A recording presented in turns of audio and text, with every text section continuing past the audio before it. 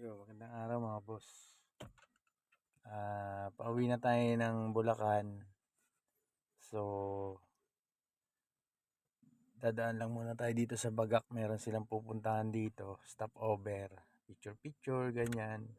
And then, uuwi na tayo diretso. So, ito yung gamit natin mga boss. Ayan.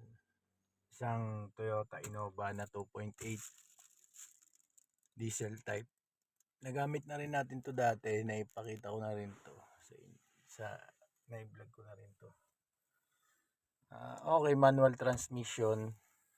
Ito, manual transmission. Di lang kita yung clutch, saka yung preno, saka yung silinyador.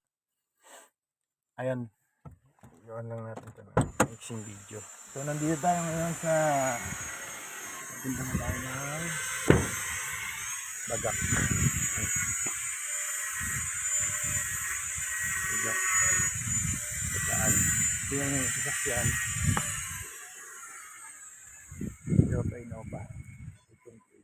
Stop over tayo, kakain tayo dito.